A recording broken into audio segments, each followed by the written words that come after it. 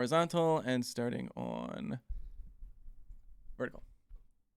Hey, welcome to Your Fucked Up Relationship, the podcast. I'm Dylan. I'm John. And our guests today are Wes. Crowe. That's right. You look like you forgot for a hot second. I was like, am I going to do my whole name or am I going to do my biker name? What's your biker name? Crowe. Okay. It's the same name. They're not creative bikers. They're dangerous. That's what they do. It's just spelled a little different. Yeah. CROUGH. May I ask what biker gang? Because the Hells Angels are still active in the city. They live right next to friend of the show, Benham. Oh my gosh. Yeah, in a building next door. Out him. It's the Hell's Angles. It's a mathematic-based biker gang. I don't really appreciate what they do, but unfortunately they have strong-armed me into the position that I am in. It's tough that they're only allowed to go in terms of how they drive in straight lines and weird triangles. They can't go in circles. They're an isosceles angles gang, a little different than the San Diego chapter, which moves in sort of a rhombus figure. Oh. I would prefer the Sacramento, which is just rays, straight forward and back. But look, it's not about me today, so let's move on. I had a buddy that recently. I'm gonna get into that, but first let me say hi, hello everybody. Episode whatever. I'm not sure where we're at. 67. 67. This is a show where our funny friends come on and tell us about fucked up stories and relationships they've had. We'll get into that in a little bit. Okay. So my buddy is an amazing voice actor. Is the voice of a god. He's done some work for DC as Batman. That's the kind of voice that you'd picture. Yeah. And as of recent, he's been working at a strip club as the DJ and announcer. Oh hell yeah. Welcome Jesse to the stage. Jesse Jules. Voice. Yeah. Welcome. Yeah. Harley Quinn. Where's Joker? So I bring this up because he was saying that the bar, you actually know this guy, I'm not going to say his name, but the club that he works at was starting to get run down and was starting to get a lot of hoodlums, like a lot of people coming in starting shit with the bouncers, the strippers. There was just these bad people were these bad patrons. Yeah, like the Joker's minions. Yes, something. exactly. Yeah. And so he said they recently got bought out by a local bike gang. And bigger than local. Hold on, they're kind of a big bike gang or biker gang? Biker gang. I'm sorry. There are two very distinct differences between those two. The little bike Schwinn gangs, boys are not so dangerous. Yeah. one of them has a little bell on there. The one with the Queen of Hearts on the wheel spokes. Yeah. Okay, sorry. I trade baseball cards. Yeah, the ones that wear the leather jackets, and what are those called again? The Leather jackets is right. Yes, thank you. So glad you're here, Crowe. Patches. He's like business has never been better because nobody fucks with the club anymore. And they have been kind of circling him, not circling. They've been when you're orbiting. Going really around. Out of words do today. the handy. Was it fondling? They've been fondling him. Yep. He's a really kind of a big jack, just naturally just big dude. If you have the Batman voice, you can picture the kind of body it comes with. And he's highly autistic, and they really like him, and they are they're courting him. That's the word. Courting. Fondling was close. Fondling is very close. Yeah. And they've been courting him kind of to maybe be a prospect for the gang or something. Is it not a prerequisite to be into bikes at all? You just need to have a great. You're a big scary dude. If you've got a sick bod, they want you. Sick bod, sick voice. You already work for them to some capacity. Yeah, I guess so. So I think he said he's probably not going to you do don't it. Which have is to own a Yamaha or anything. Yeah. He actually hates bikes. Rocket. That's the thing. Yeah, he has a Nissan Leaf. They're like, I think he makes us legit. We can actually turn into a bike gang now. Yeah, Do they have electric bikes now? Surely they have. Oh, they have to. Yeah. probably. But not the gangs. No, absolutely. No. They're going full. That would also fall into the umbrella of a bike gang. A bike. A bike gang. Electric bikes. Yeah. So, anyways, yeah. That. Well, good for. I hope he makes it. I mean, if he wants it, go get it, partner. Yeah. And you wouldn't tell. I'll tell you after. It's Bruce Wayne. We know this. Oh, Bruce Wayne. Oh yeah. We already know this. He's a billionaire. Yeah, that rich He's guy. got got more than one leaf, if you know what I'm saying. That's right. I don't know what I meant. I don't know what I meant by that. Okay. Well, welcome to your Fucked Up Relationship, the podcast. We'll get to it eventually, but generally we talk about fucked up relationships here of any kind at all. Yeah. Relationships. Have romantic? We haven't talked about many. No. No, we're more arbiters. We're reserved. Docents, if you will. Yeah. Of the stories of others. So we don't get asked. Is really what we're saying, and we. Do you want to be? I'll Oh. do No, it. no, surely don't. No, Dylan does. Let's turn it around. He's asking. We've been invited to be the host. The host. Okay, you guys. There's a show that was on like the Nerdist Network where the whole point of the show is he was the guest of every show. And the person that was being featured was the host of the show. And they flipped it on its head. It's pretty cool. It was a good idea. Yeah, it's good. Yeah. But yeah, I feel like we never get asked. I mean, we'll do a special episode at some point. Maybe just at you and I? Christmas. Yeah. Asking each other questions. Yeah. Mm-hmm. Yeah, we don't know much about each other now that I think about it. No. We are mysteries. That's why we chose each other to do this podcast. That's right. simultaneously. Yeah. That's how it The went. strategy That's how it makes happened. sense. Yeah. All right. Tell us a little bit about yourselves. Which one of you would like to go first? Let's go. Okay. Hello, my name is Wes. I'm visiting San Francisco or the Bay Area for the next month because I can work remotely and just travel. So, and I know Dylan from Albuquerque, so he invited me on, and I feel grateful to be here. Yeah. Yes. Hello. Awesome. You were a feature on your Fucked Up Relationship, the real show, the stage show. Oh yes, This that was Friday. amazing. How'd it that go? Was so fun. Yeah, I had some fun scenes. I played. Who's your least favorite? No, I'm just kidding. Don't say that. Spill the tea. Let's make a fucked Probably up relationship Tim. here. Yeah, let's do it Let's make here. one live. I Yeah. got to say fuck you to my fake grandma on stage. Which Mary, was fun. you did it to Mary. Oh, yeah, yeah. Mhm. yeah, That makes that sense. was fun. And I played a guy that was basically an old soap. An old soap at the bottom of a shower. Oh, actual soap. Yes. Yeah, well, I thought that was sort going of, somewhere yeah. else. Yeah. I like that better. That was with like a lot of your team. Jason was on there too, and Justine featured, and then eventually Scott jumped in. He's like, "We don't need a tech. I'm just gonna play." So Cody was there. Tim was there. yeah. I don't know that.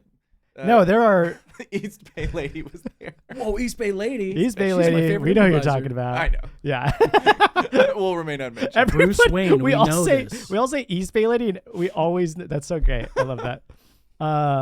Yeah, and you do most of your comedy out in Albuquerque. That's right. Yeah. Yes, perform every weekend.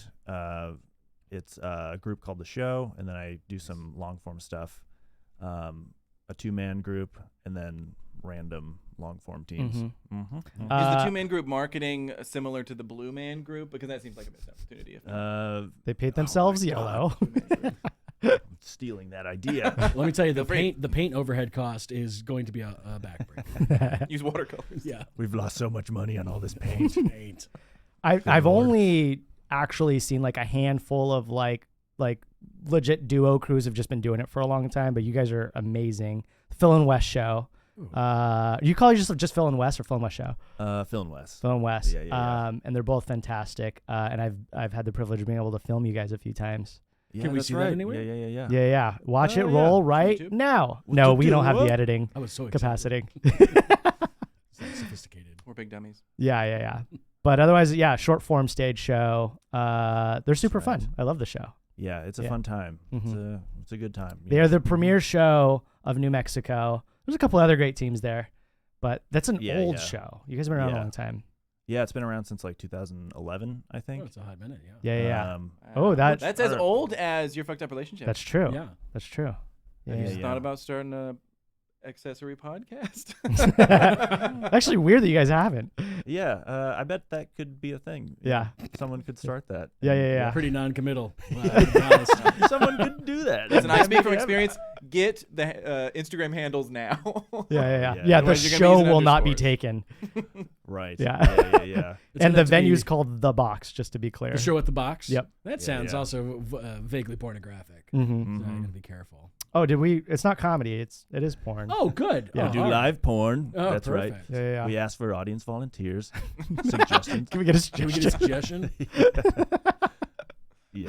People only know. Well, anyways, I'm not gonna get into that. Crowe, tell us about you. Oh God, I don't know. What did you even say? I'm not from. I don't Where are know you what from? to say. I was born in Georgia, and then I grew up in Missouri, St. Louis, and I kind of I guess that's it. I lived in Chicago for a little bit. I did improv at Second City. I'm gonna shove this in your face a little. Fuck yeah, that's what I'm talking Oh, about. the mic. No, yeah. Hey, when were you in Chicago? Whoa, what? When were you in Chicago? From it's gonna age me.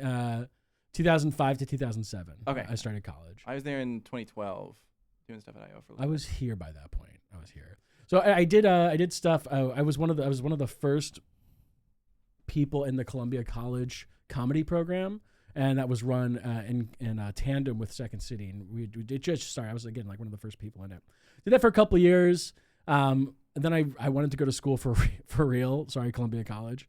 And so because I had a teacher. Hey, they have college in their name. It's right there. It's the second word. It's like in a list of ingredients. Like the further down you go down the ingredients list, the less there is. I'll just say it was down. It was number 2. So then I went to Mizzou and I did improv at the college there. I started doing improv when I was 12 or 13. So I've been doing it for about 24 years now. Surprising. Look how far it's gotten me. And then I came out here and started doing improv out here. Yeah, it's been a long time. That's what I do. Yeah, I like improv. Now your show out here, Drunk Theater. Mm-hmm. How long have you been doing that? Drunk Theater's been going on for 7 years. We have 2 shows now. One's in LA, one's in SF. Nice. How did that break out into multiple cities? Well, when the Drunk Theater team first started here, we immediately started selling out, and we always like, are we good, or do we just have a good marketing program? Because we have several like career marketers on the team when it originally started, and so we were always like, okay, well, if we keep doing this, let's move to LA together at some point.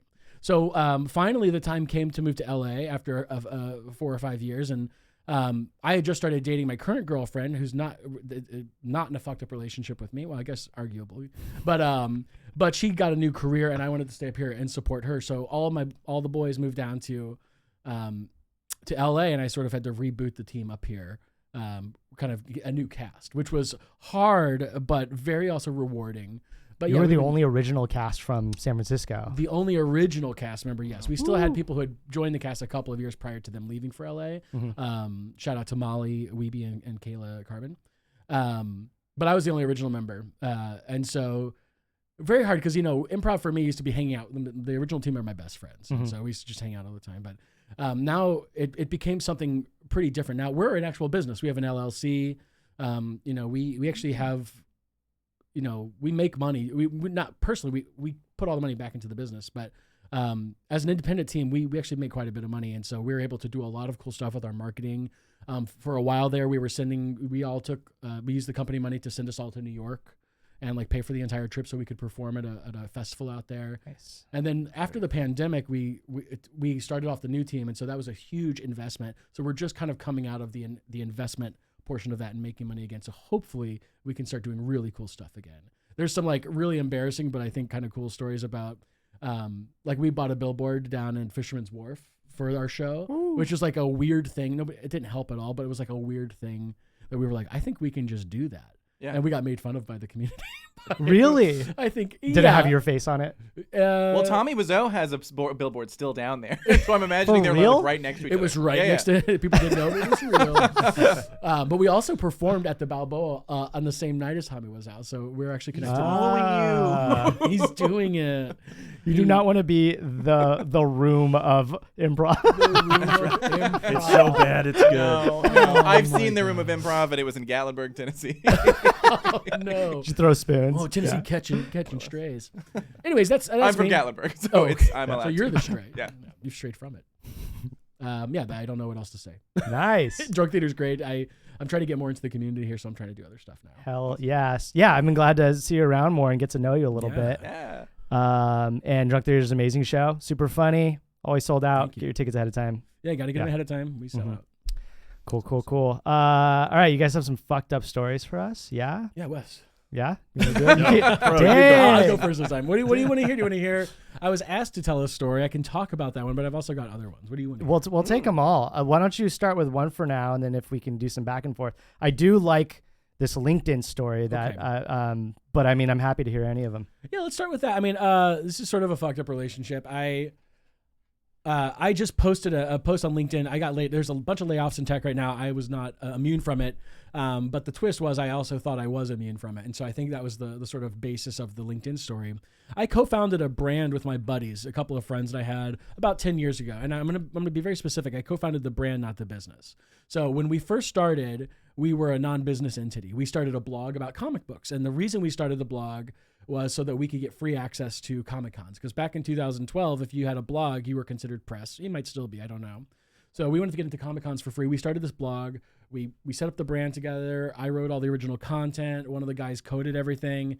And the other guy also did content and also was kind of project managing everything. It was very, very corporate for a hobby. Yeah. But we all came from tech. And you were writing your own like original like IP comics, or you were writing about other comics? It was doing interviews with comic creators, Okay. writing about comics. At the time, the MCU was blowing up, and so we knew we could get a lot of hits by doing like, hey, you've just heard about Ant-Man for the first time. Here's what it's like in comics. So newbies guides to stuff. We did all kinds of content. So anyway, they had been I'm not going to make this too long, but they had already been in their career for a while, and I had just gotten out of grad school. You know, I was like tens of thousands of dollars in debt and still, becoming a person, an adult. They are a little older than I am, and they'd been in tech for a while and had been This is a in part SF of, at the time. in SF. Yeah, this is right when I moved here. So they had lots of capital, lots of personal wealth from being in tech. And so we started doing the blog, and then we started going places because we're like, we should cover events live. That's how we can, get more press passes in the future. But then they started buying up tons of expensive collectible comics, and I tried to keep pace with them. I didn't have any money, and so I had to stop going to the cons with them. And then after a while, I kind of was like, hey, I'll do writing and stuff when you need to, but I can't keep up the pace. Wait, this was just for them to generate content with? Well, they wanted. We're all comic collectors, so they're collectors. So that's what they were doing. But we would go to cons, and I would just follow them around. They'd buy a book, and they're like, "Crowe, what are you going to get?" And I'd buy my one book, and I'd have to go sit in the car because I just couldn't afford to buy what they were buying, 4 or 5 figure comic books. So anyway, I kind of did my own. I kind of like backed off slowly off the project, and I said, I can't keep up with you guys. I'll keep writing content. I'll consult when need be, because I was the marketing guy. And then, I kind of went along my career. And then 5 years later, they came back and they're like, hey, we're going to turn this into a business. Why don't you come do marketing for us? And I'm like, okay, that's cool. Can you pay me? And of course, they didn't have any money yet. And I was like, well, I can't quit my job and come not make money. I don't have the same capital as you. So then I said, here's the number I need. When you have it, come back and I'll start immediately. A couple years later, they came back. They gave it to me. And I was like, I have to do it. This is the one time I will ever get to do something that I started. It's my thing. It's working with my buddies. It's like a dream come true. And this would be moving to doing it full time for that specific number. Exactly. Like it's a company now and not a blog. Like it actually has, the papers and everything. It's got investors. And so anyways, it came on, we raised a few $1 million. And so I was like, oh man, this might actually be a thing. And so I started doing that for the past 3 years. Now, because I was like one of the co-founders of the brand, not the business, that was the two of them, because I didn't have any capital invested in the company. I just assumed that I was safe. Like the layoffs were happening. We had layoffs in our own company. And I survived those. I didn't think I survived. I just didn't think I could be laid off. And then anyway, we recently, this is a couple months old now. My buddy, I'm going to call him Jack. Jack went off to, Jack. Take the wind out. Yeah, whoops. Let's call him Jared. Jared went to, before I say Jack off. Well, I already said it. Now he's Jack again. All right. So Jack went off to go to raise money. And the business had been actually kind of stagnant for a little bit. And we were all a little nervous about it. Jack went off to raise money and came back and we did not have good news. Like we weren't able to raise anything. When they started the company and during the pandemic, the collectibles market was, this is too long. Long story short, I thought I was safe. And then he came back and one day, he told me, he's like, hey, I've got a meeting with you on Friday. And like a late Friday meeting in tech, you know what that means. But I was like, that can't be the case. It cannot be the case, right? Not only am I one of the co-founders of the brand and their buddy, but I'm also the only person at the company that does the job. It's not, I don't know how more irreplaceable you can get. But this is a lesson for everybody. You're always replaceable. So he set up this meeting and I'm like, what are we going to talk about? Because normally we have a big conversation. We're buddies, right? So I don't ever have to ask. And he goes, updates. And I'm like, oh shit, something's going down. Because he's not telling you. Because he's not telling me. Yeah. And I was like, okay, maybe he's busy in a conversation, but that's not, I've also told him that I hate that. Like if you ever want to set a meeting with me, I need to know what the agenda is, what our goals are, what I need to prep. Like it's a rule I have about setting meetings, which is something you can do when you're in the leadership at a company is you can sort of make those rules, and I had them. So I was like, oh, I think we're gonna have to cut some of my marketing programs, or I'm gonna have to let go of my junior, like my direct report, or I'm like, maybe the company's finally done. I didn't know. We had just had a very expensive. It was successful, but it was an expensive industry convention that we held, and so I was like, okay, well maybe that really hurt us, and whatever. I didn't know what was going on. So then he shows up and he goes, hey, this is gonna be a hard conversation, and I'm like, that sounds like it's hard for me, not for anybody else. Yeah. And then he goes, we gotta, we don't have any more money to pay you.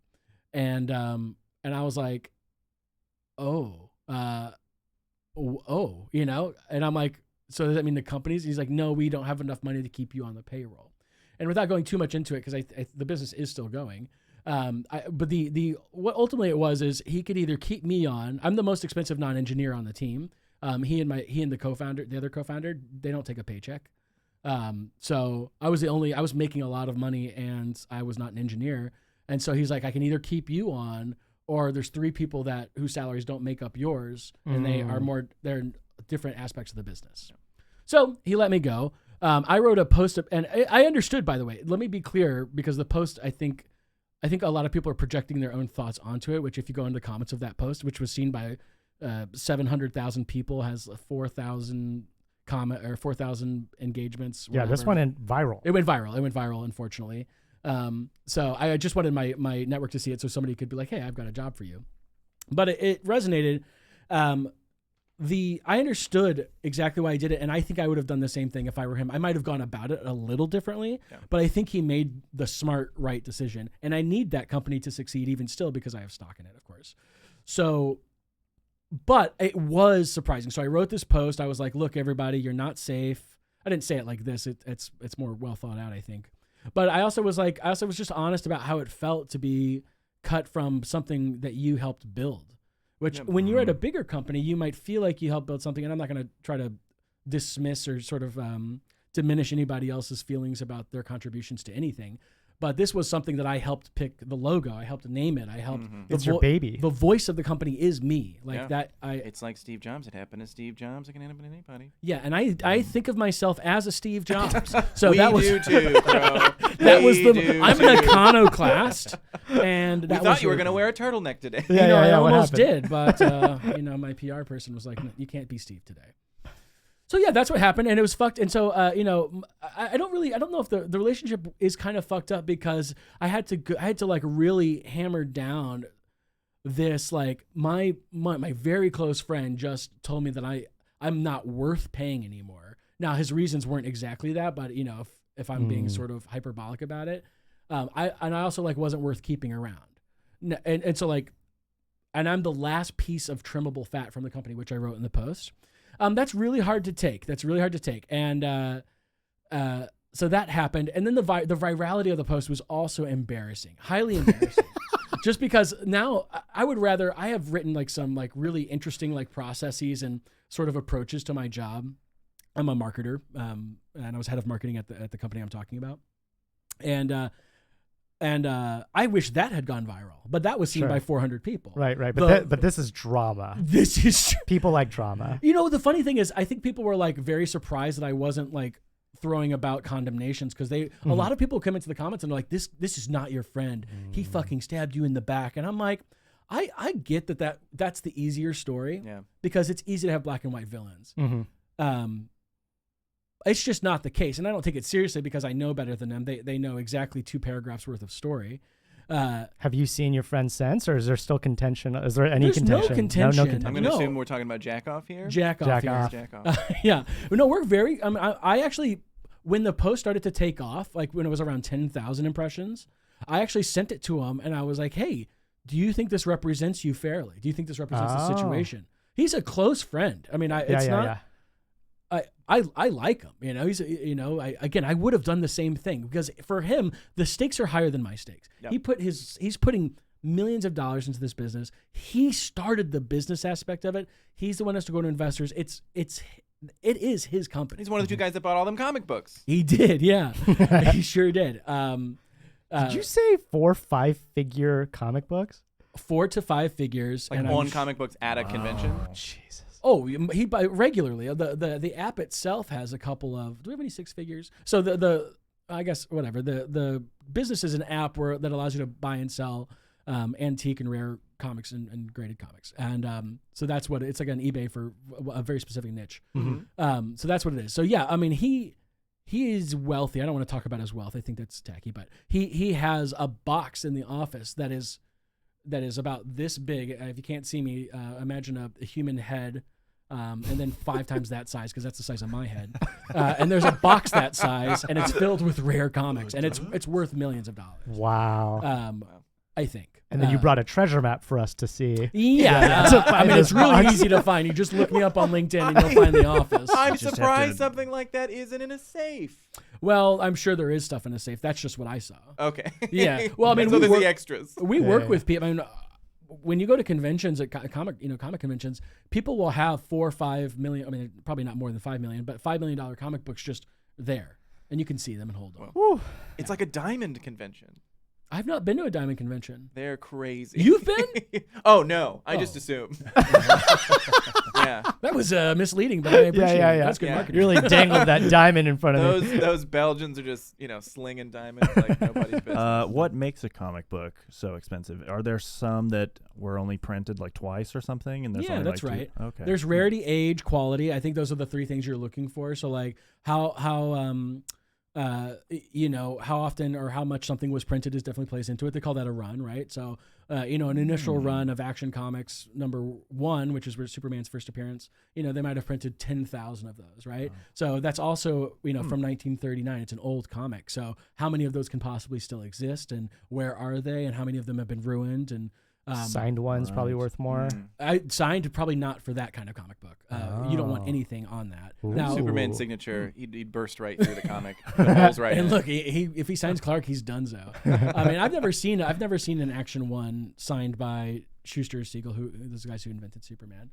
But you don't want a signature on a book that old. I think once you start getting to the 1960s signatures, start becoming something you can add value to a book. Are there any really funny misprints you've seen in this industry? Funny misprints? Yeah. Something that also would be valuable, I'm assuming, because of the rarity of the misprint, but also something that's like, oh no. No, honestly, not. Superman in his underwear by accident. No, not funny. Accident. And they wrote it in the dialogue too. They're like, this is a misprint. We didn't mean to do this. No, I've not seen anything funny. There are unusual things. Different colors. That kind of thing, but not really funny. I mean, no, not really.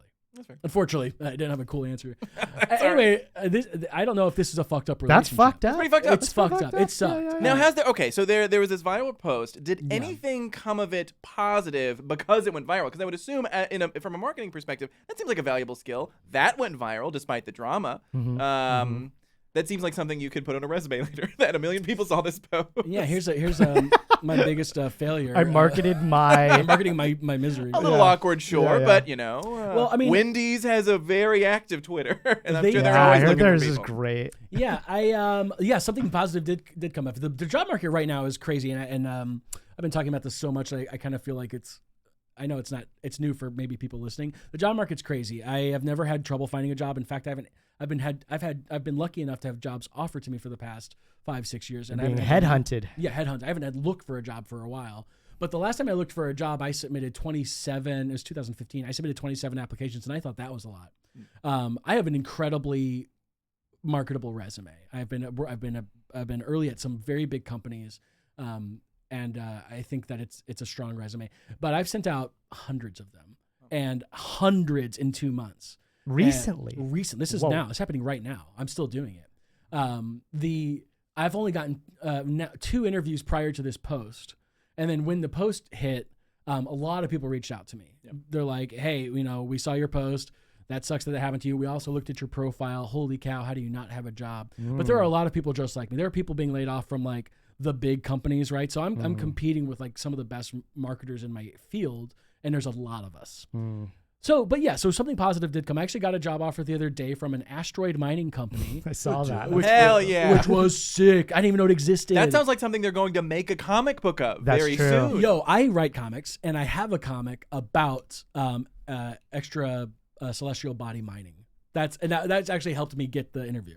So I was like, by the way, I've written about this, and my comic I'm a bit of book- an expert. I do. In my comic book, the Earth has run out of phosphorus, and we had to go to whatever. It's fucking nerdy. We don't want to. That's the fucked up relationship is me and science fiction. So anyway, that helped me get the job interview. And so I did really good. They ended up not being able to meet me where I wanted salary wise, and they wanted me to move to LA, but like Long Beach, and I didn't want to live in Long Beach. So, but yeah, it has benefited me in some ways. Also, the post wasn't very. I think you've read it. Yeah, do you I think, have. Do you think I was dramatic? You were Do a you- piece of shit, dude. Yo, oh my god. The weirdest part was your picture of your friend, and you wrote snake underneath, and then you crossed out his eyes.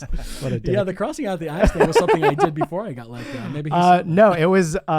It seemed fair, Yeah. which is why I see why when you sent it to your friend, does this shine a big negative light on you? It didn't seem like that was the case, and you were very explicit about the fact that, hey, this was probably the right move. It had to. It Yeah, had yeah. to have been. Like, for example, I made. There's a lot of when you have a post go viral. There's a lot of weirdos on the internet, and there's a lot of weirdos on LinkedIn. And You're here one in of this room right now. yeah, lots of you guys. Well, one person was like, he could have found something to keep you on, blah blah blah. And I was like, here's the thing: if he could have kept me on, he would have had to let go other people. And if you have one really well inflated tire and then 3 flat tires, you're still not going anywhere. So he made the choice to have 4 pretty well inflated tires instead of having an excellent tire. And that car's going to go somewhere. And again, I would have done the same thing to him slightly differently, but it would have been the same outcome Sure. if I had been in a position. Whew. Maybe you won't say this publicly. If they offer you a job later, Yeah, I would take it. I mean, You're coming back. I would go back. I mean, I offered to work at reduced salary for a while, and I can't really go. I think I can't gotta really go live. into what's going on. I gotta live. Yeah, and yeah, I was yeah. already I was already not making my market rate by a substantial amount because I had shares and equity, and I was pretty good. But I didn't get and I'm not blaming anybody for this, by the way. I didn't get a raise for 3 years, and so my salary wasn't keeping up with inflation, and the stocks aren't worth anything yet. So now I'm just losing money, and I have no guarantee that. I mean, that's the gamble you take as an early startup, in any early startup. So I knew the risk, but I was. My life is getting more expensive. Yeah. Like me and my girlfriend, we went thinking about having a kid. I can't do that in a way that I'm comfortable with on my current salary. Start with a cat. Huh? Start with a cat. We have a cat and Okay, a great. dog. We have There a you cat go. and a Yeah. dog. We'll keep adding cats until they're the same weight as a kid. We've been doing some. What? Keep adding cats until you have like 50 pounds of cat. And that's Yeah, that is as much work as a kid, I would think. That's true. Yeah, that weight-based. cat's not moving though. Well, it's not a single 50-pound cat. It's like 50 10 pounds cats. of cats. Yeah. My aunt and uncle. Our furniture is wrecked. It's That's what all a kid would eaten. do. We're just sitting on cats. You don't need to buy cat food. You just have to buy a couch. It'll last them 10 years. My aunt and uncle do not have children. They're the only family members that do not. And they, at any one time, will have at least a dozen cats. Wow. That they live with. And you go to the house, and of course, it smells like cat. But they're actually well kept, and the house is well kept. Also, Cat's hair smelly. but they're just smelly.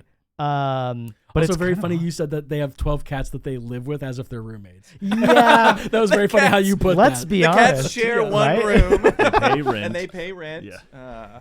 In what? God knows. Yeah. Well, what a crazy ass story. It's crazy. I'm getting through it. I've got a couple of great job interviews lined up this week. So Nice. I'm fine though. I'm privileged and sort of lucky to have a good financial situation. I have a supportive professional network and social network, so I'm not in any trouble. So I think that was Other thing I felt guilty about that because there are people. Look, I'm a kind of well-off white guy.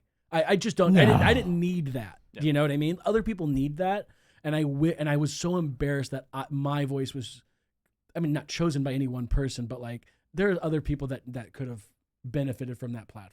Yeah, that's fair.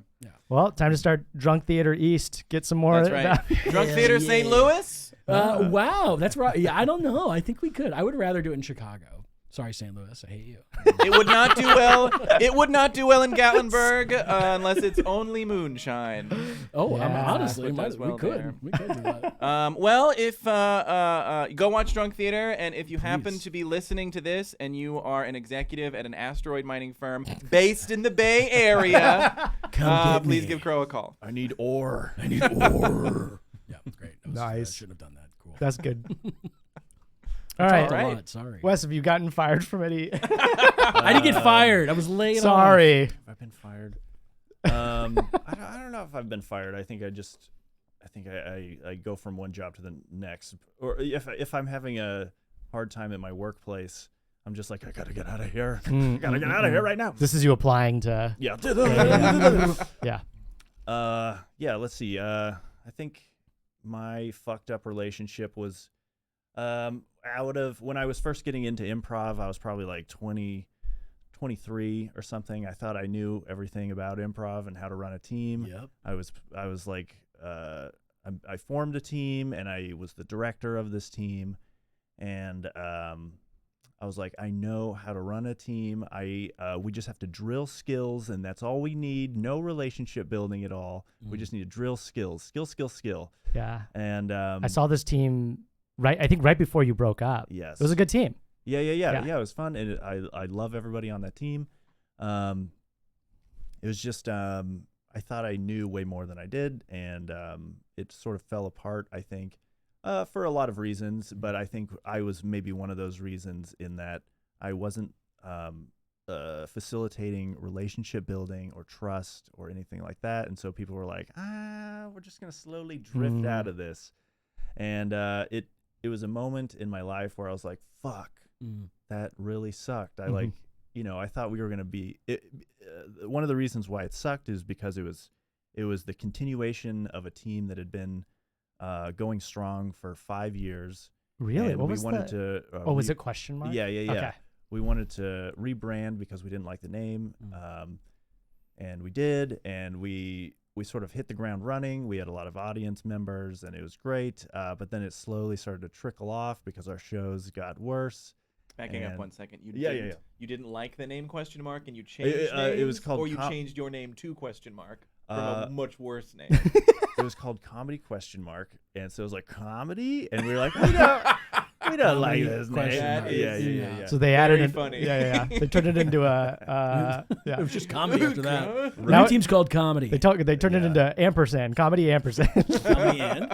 And then we rebranded to the Arcade, which I think That's that's cool. a fun. Much better. Yeah, That's that's a cool, fun yeah. team name. But I think rebranding was maybe a mistake because people were like, "Hey, what happened to that one show?" And then so we lost a lot of audience, and And it was already 5 years strong. 5 years Yeah. strong, right? Yeah. You don't take that into account when it's like, oh, we've built this thing and people know about us, and then when you change it, it's like, oh, we don't know about this new thing. Yeah. Even though we're It's all like the trying same to be like, people. it's same people though. Come see our show. Yeah. Yeah. So, yeah. So I would like get the. Yeah. Well, since then, I guess I've learned that, just like being friends and being kind to people and. You were a real asshole before. nice Well, I wasn't an human asshole. You were I a was just- dictator. Yeah, it was just I would just insist on doing just exercises all the time, Oh. So, yeah, because it's just like improv. yeah, just improv. Like not sets, but just like we're gonna do warm ups for 2 Drills. hours. Drills. Yeah, just Like like, a sports team. yeah, and it just kills the vibe when people For can't. sure. Yeah. When people can't hang out or talk about their day or whatever. It's like I was just like so like guys, we need to focus on the task at hand. Stop or whatever. talking. Yeah. Yeah. And yeah. Jarhead. You were right. I fucking said. You said you got. Yeah, you got. Yeah, so one of the team members like chewed me out more than any human has in my life. Well, that's pretty cool, though. I mean, like not everybody gets chewed out. You know what I'm saying? Yeah, you got a little nibble. You got nibble. That's orals. Wait, is that the same? What are we talking about? Yeah, I'm thinking about something else. Let's keep going. You're talking about. I'm talking about something else. Yeah, just like let me have it for a good. That's hour. right. God We damn, love this that. is sounding sexy. Man. This is sounding sexy. I know Yeah, it's For not. an super hour? hot. Well, I don't know. However long that phone call was. Sure. Phone call. But yeah, Oh. it real sucked. Was it like? How much do you remember this call? I don't remember a lot of it because it was a lot. You of, blacked out. Yeah, I was literally like, I disassociated. oh, I'm sorry. Oh man. Oh god. It would have been so funny on the call if you were like, "Can you frame this criticism as a zip zap zap? We need to get a quick back and forth." Fuck This is what I'm talking about, Wes. This is what I'm talking about. Yeah. That's a cool joke. Okay. Yeah. Exactly. So after that, that team dissolved, and it sort of felt like, oh fuck, like I had this thing in my hand and now it's gone, and I was kind of like, maybe I should just stop improv right here, right now. Wow. It really hit you hard. Yeah, it did hit me hard. Sorry to hear that. Yeah, but I joined a team and got back into it, and then I wasn't like that anymore and tried to connect with people. The person who did this to you, I also kind of know, Yes, and if I'm not mistaken, This is the phone call we're talking this is about the phone call lady who chewed out Wes. Nice. Handles bombs, I think, for like the Air Force or something. I think that's what they. Whoa, I swear I've heard Jarhead. that. Yeah. Mhm. All right, John keeps bringing up Jarhead because Crowe said Jarhead earlier before Crowe the show, called and Wes I a thought he said Jarhead. Jughead. Look, both. Now I can't let it go. Not accurate. Yeah. So I would have been intimidated too We'd of love somebody to who hear that, handles yeah. bombs. Hell yeah, I would. Yeah, she's Which is like also a military. very big part of New Mexico. It's the place where the atomic the bomb bomb was state. created. yeah. They used Yeah, to call it yeah. the land of Right. enchantment. Now it's the bomb state. It's the bomb state. The Yeah. land of I think she was handling irradiation. bombs elsewhere, but yeah. Right. Would you say she was trying to disarm you? Ooh. Wow, that's deep. Maybe. Yeah. I don't know. I think anything to do with improv you probably shouldn't blow up on someone. It could probably be handled in a very, it's improv. Yeah. But we take it seriously. So it did feel kind of out of the blue, and I was like, holy moly, oh my god. Yeah. But And you're still friends. Yeah. This was before the dissolution of the team as a whole? Phone call happened? I think it was Or like during? You single-handedly during, ruined a 6-year running team. That is pretty But fucked up. hold on. Arguably, he single-handedly kept it going for 6 years. So we got to give him Yeah, credit on that's both true. ends Oh, here. Crowe, I don't like this really positive I don't part like it of either. you. It's fake. It's fake. Yeah. I much prefer the angry LinkedIn posts version of you. You were so Look, mad. If I write an angry LinkedIn post, there will be snakes. There will be on everything. snakes. There'll be snakes. Well, it's also easy to criticize leaders of the team, and then when you become the leader, okay, you keep it going. Yeah. Yeah. Then it's like, oh, okay, I see why this is hard, and I'm sorry for everything for criticizing old leaders. I recently am in this situation. Sorry if I cut you off. Yeah. But No. where I've heard this about like a leader, like a coach, and like I'm like hearing it through people I know talk about this person, and I'm like, I don't want to be, because I'm like early in like my coaching phase of improv, and I'm like, oh shit, like write everything down. I do not want to run into that mistake or that mistake. But I think you're just bound to run into plenty of mistakes as a coach, right? Yeah, Or of as a leader of course. some sort. You're Yeah. a sounding board for, or at least a representation of everybody's disappointments. Right. Yeah, that's With right. everything that's going on with that organization or whatever. Right. Yeah. Yeah, that's true. That's true. Yeah. We have 4 leaders on Drunk Theater, and we argue with each other, especially when things were not going well. We were losing money when the new team started, but we were just like, and also I will say that like one of us, I'll name names. Itai, who was on the team, Itai, Sahel, and Oleg. People in the community will know these people. We were the original, and Brett, a guy who left early. We were the original members, and so we've been kind of running the team for a long time. But Itai, I will say, was doing a lot of like the legwork for a long time, and so when he left to go do when that group left to go do LA and I was up here, I remember Itai complaining when he was here that he was doing a bunch of work and we didn't understand how stressful it was, and he would be like stressed a lot, and we were all kind of just like, you're not doing, what do you think you're doing, right? Like we didn't get it, and then I started running the team up here, and I actually went to him and I was like, hey man, you deserve more credit than you've gotten. I'm sorry that I didn't give it to you. Now that I'm doing this up here. Like I get it, but like, you're right. Being a leader of a team is hard. And sometimes you make decisions that are bad and people will tell you about it. But then, sometimes when you're doing things right, nobody will notice it at all. Right. That's sort of like the sort of nugget of wisdom that you hear about, like when you're doing something right, people won't notice you're there at all. Right. Mm-hmm. So you have to really take that into, you have to just know that you're trying to do the best. And like, if people don't accept that and you're being fair to them and trying to explain it or whatever, that's something that's really hard to learn, especially when you're passionate about something that some people might consider to be a monumental waste of your adult time playing pretend on weekend nights. I wouldn't say that, but I have heard that literal exact. I was able to produce from it on everyone a dime. outside of us. Yeah, everybody outside of improv was like, "Oh, you're playing pretend tonight." Oh, okay. But I commiserate. Show? Like, I had a hard time with my team, with the new Drunk Theater team, because I had to put like a new team together. In our first like summer, because a lot of people were going on vacation and stuff, and then like we lost our venue because it closed during COVID, so we had to keep finding new spots, and it was extremely time intensive, and I was worrying about us losing money, and nobody else cared, because like when you're losing money, because I invested in the company, and they they're on the team, so like I had to like explain that to people, and I don't think they really got it at first, and then they came around because they're friends and smart. But you're right. There is this like, sometimes as a leader, you're like, you're not doing what I'm doing, and it's harder than you think it is. Mm-hmm. Yeah. Right. Yeah. Mm-hmm. Yeah. That's so true. Yeah. There is a, I guess if you're like a team member on a team and there is a leader, you don't really know, like, you sort of diffuse your responsibility into the rest of the team, and then just assume that it's going to be taken care of a lot of the time. So it is nice to have just the awareness of being like on a team and being like, oh dang, like how did we get these shows scheduled? How did we like get this audience here? How did we get the thing? So yeah, it's just like I don't know. Do we think in this day and age that a really stressful leadership position of an improv team could be taken by something like ChatGPT? So we can all be mean and angry to ChatGPT, and both how bad it is at improv. I've started using it. I mean, I use it to code sometimes. I love AI. I have subscriptions to Sonnet 3.5, the Anthropic thing. I've got ChatGPT a subscription. I don't know if I have a Gemini Advanced one, but I use AI in almost every aspect of my life now. We should let it take the heat.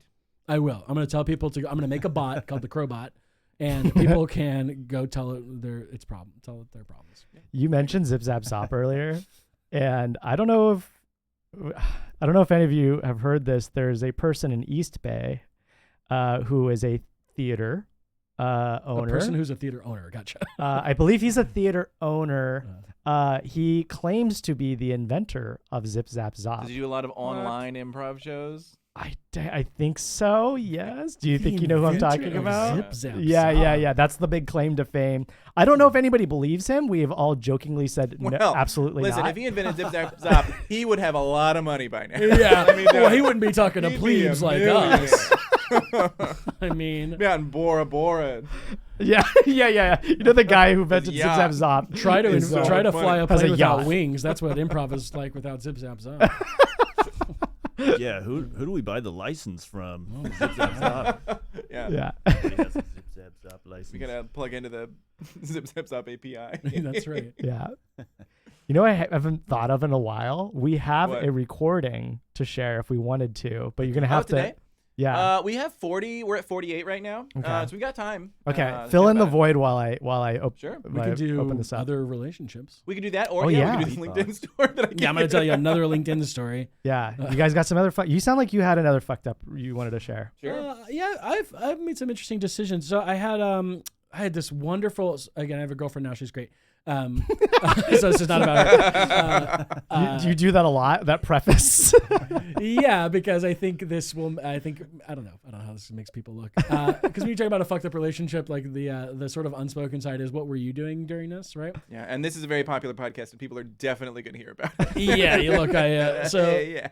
I had this when I first moved. I was dating this girl. I met her on one of the apps, and she was from the Philippines, and she was like a bass guitarist for like an indie band like a big indie band in the Philippines, and she moved here to be a nurse.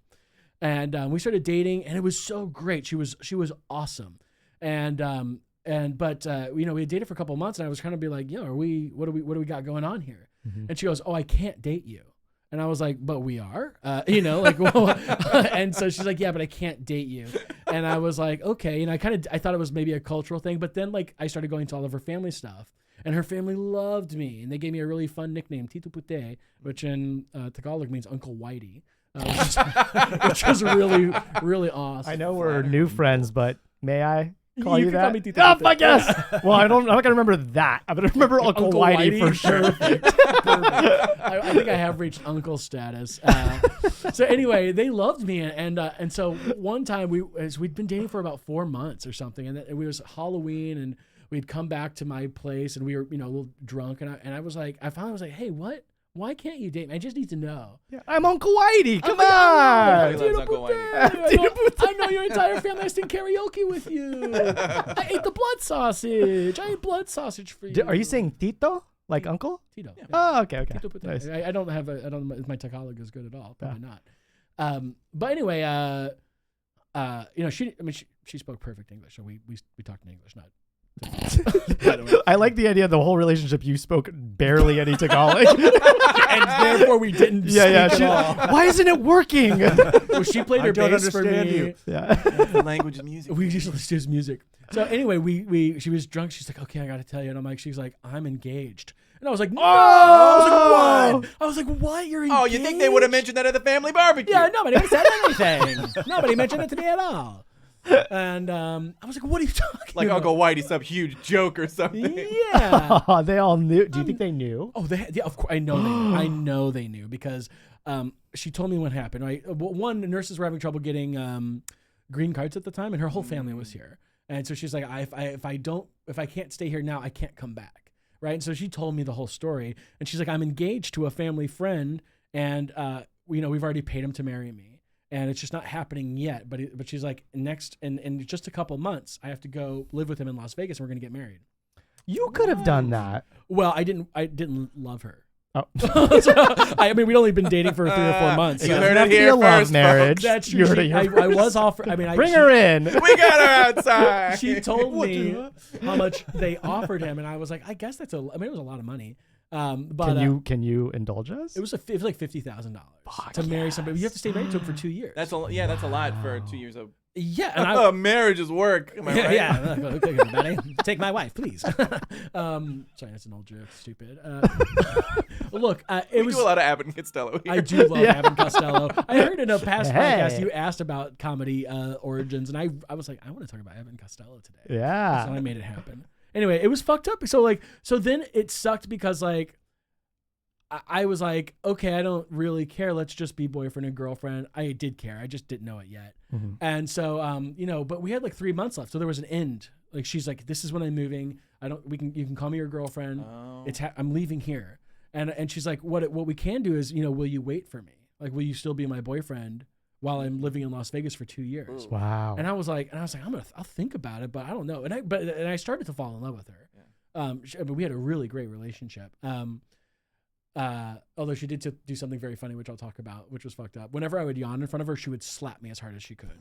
And like hard slap to the face. That sounds hot. I'm not gonna lie. It was not. It was terrifying because sometimes if we were out, I'm like, why are you slapping me? And she would be like, well, it's rude. Are you bored with me? And I'm like, what? Whoa. Like insane. So I thought she was joking with me for a little bit, but the Sometimes slap. you just have a really big meal. You need to yawn. Yeah, I was like, Christ, I'm tired. Dude, Uncle Whitey, if you ever yawn in front of me, you're getting Please, slapped. no. but then she did it. We were not doing anything. We were just in bed. But like, I yawned in bed during like bedtime, and I'm like, this isn't even make sense. Yeah, that's not this fair. This is when I'm supposed to yawn. Yeah. And so she gave me a truce, and so I only That's yawned. not safe space for Look, yawning. it hurt. She had calluses on her base hand, and her base hand was her face hand. Boom. Yeah. Anyway, so she good. was great. But so one of the really sad things, like during our last month, we took a last vacation, and then she's like, "This is going to be our last weekend together." Where do? I was to Monterey Bay. God, that's Oh, sad. that's nice. That is Yeah, it was sad. really Cannery nice. Row. We went to Cannery Row. I was like, Steinbeck, and she's like, "Who?" And I'm like, "Okay." So romantic, that Yeah. Steinbeck. She loves Steinbeck. But then like we came back, and I'm like, "Okay, you're leaving tomorrow," and so we're kind of like, okay. So I went to see her for the last time, and she's like, "By the way, I think I'm staying for 2 more weeks." I'm like, "Oh, cool, great." And then 2 weeks later, we said our goodbyes again, very tearful goodbye. And then the next day I called her. She's like, "Oh, actually, I'm staying for 2 more weeks." And I'm like, "Look," I'm like, "I need you to go. I need you to go because I can't keep having these." It was extremely heartbreaking. We were really at that point probably in love. And then she left, and then she like went and got married to the guy, and they actually ended up falling in real love. And I had to kind of watch that happen and like be okay with it. And then her dad got sick. Like very sick, like 6 months after all that happened. So she came to live again back in San Francisco. Oh my God. Would the both of them did? No, he stayed. He stayed in Las Vegas, I guess. But yeah, it was a really fucked up. It was so. Dang. That is fucked very up. fucked up. On your end, on her end, it sounds like she had a kind of a great life after. Yeah, she had a great a great life and has a place here legally now, which is great. And I just cried for a long time. Yeah. And I didn't get a good bass player out of it. Oh, Crowe. Look, that's what I'm really looking for. And his name is Raven. That's dumb. Are bassists the hardest band members to find? I feel like they would be the easiest. No offense to bassists. That's not a moral judgment. I on hear your it's talent. drummers. I'm a drummer, and it seems to be Oh yeah. that Drummers are hardest to find. yeah, because a bassist is it's a cousin of a guitar, right? So oftentimes people play both. I think being bassist is looked down upon these days. Oh yeah, they're also considered the ugliest. So was she? She was attractive though, Yeah, obviously. she was hot. I think that's interesting. I think it's interesting to call somebody you were in love with hot as opposed to like beautiful or Yeah, and hot Oh, in like she's a low, those things, too. almost Batman-like voice. She was hot. yeah. It was Olivia, babe, you're hot. You're super hot. You're the hottest. So, she will. This is your current. This is my current. Okay, she okay, will okay. watch this. Yeah, I'm yeah. not- Great. But at the time, Clip it. I thought she was super hot. Good. Yeah. Sorry. Us talking about you speaking English and her speaking Tagalog reminds me of and one of these days on our special I'll go over this relationship. It was my last really long one. But she shortly after I ended my last long relationship of 4 years, Wes knows this person. You've met them too. Gross. Did you say gross? They started to date a Colombian man she worked as the bartender and he worked in the restaurant portion of the of the place. And he did not speak English and she did not speak Spanish. And zoom in on the face. They had a Google Translate relationship is what we'll call it. Whoa. Yeah. And I surely they had more than sex because she very much like falls in love with people very quickly. And so they had this relationship. He moved in right away. Whoa. It was he was running away from the Colombian mafia, the equivalent of so his family was like sort of refugees. So he had a wife and child. Holy It was shit. this crazy relationship. And he moved in. His family was still in Texas. They like quickly fell in love again. He moved in within a few weeks. They got tattoos together. That's crazy. People That's with- crazier than the language. Right leg and left leg. Right leg was kind of like a text Google Translate thing. And the In my head, it's the actual UI for Google Translate. it's google.translate.com. Google Translate has like an app logo, and it's so ugly. It It's not a is. pretty. Go take note, Google. Yeah, This that not a blue pretty- gray Love one. happened. Well, Yeah, also, yeah. people with tattoos are like criminals and reprobate. So like you Yes. have to be. Yeah, I mean, you have a Thinking- nude man. well, I can people see. with Oh thigh my tattoos, God. maybe. Yeah. See Is my that Silver thighs. Surfer? No, That is that's Silver Surfer. Oh, and that's Galactus. nice. Oh. Nailed it. got And I'll wrap this part of her life up. he's like, hey, I'm going to go back to Texas because I need to get my like family moved back to West Coast, and I will still be with you. And then wife found out that he has a girlfriend on the West Coast and blah, blah, blah. And he just ghosted. Of course. her. Of course. Oh, God, why would you want to be with somebody who's running from the mafia? It's crazy. Man, he must have been good in bed. That's hard for you to hear. I know. Right? Like he must I have been know. so good. Yeah, and like when you speak Spanish in bed, that's way sexier than Not when I do it, but yeah, I do. I hear you. Yeah. I'm like, Uncle Whitey. sí. Uncle Whitey. Fiesta un libro, amiga. Be quiet. Cállate. So yeah, that's just the last part of a very long relationship, which we'll piece together at some point. But Yeah, that's pretty fucked up. Yeah, the Google Translate thing's hard. I've done that for a weekend. a weekend. And Where were didn't you? Stop. Traveling. Come Are you gonna tell us where you were traveling? I've done it in a few places. I've done it in Mexico. I've done it in Europe. Just ran into a really I've hot done it here. man. Some people, tourists here. And, Yeah. Really? Yeah. So you had like weekend fling Google Translate That's relationships. cool. absolutely. Was it cool? How'd you like it? It depends on the person. All right, but you've done it more than once, so not bad enough to ever. Yeah, not bad enough to stop. I'm addicted. It's his number one used app. Or, tell me or as you sometimes say, adicción. That's right. Because you've done the. Marijuana. Yeah. Well, I think it's easier when they're getting the hell out of town. I mean, the most attractive thing. I just told you the story of what happened when I knew she was leaving out of town. So Yeah. Yours did not sound as Well, I tragic. wasn't in love and wasn't going to barbecues. I wasn't Uncle Whitey. Yeah. not everybody can be. Not only there's only one. Only one Uncle Whitey. Your next comic book. Solamente uno. Just Uncle Whitey. Uncle I don't Whitey. think people want to read that.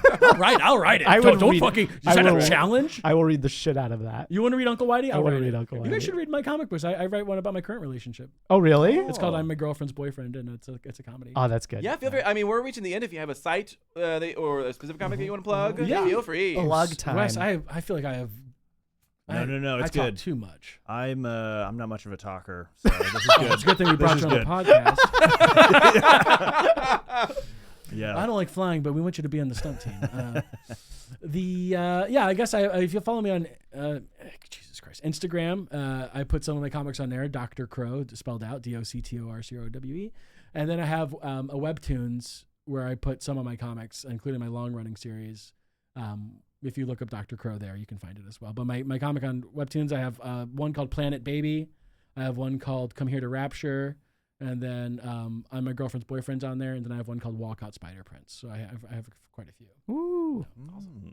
Yeah, that is awesome. Go watch Drunk Theater. Follow your LinkedIn. Yes. Yeah, follow my LinkedIn where I'm muling over my. Do you know the the Gen Z Are slang? we? Mewing. Yeah, what is that? I think you have to it's something to do with the face.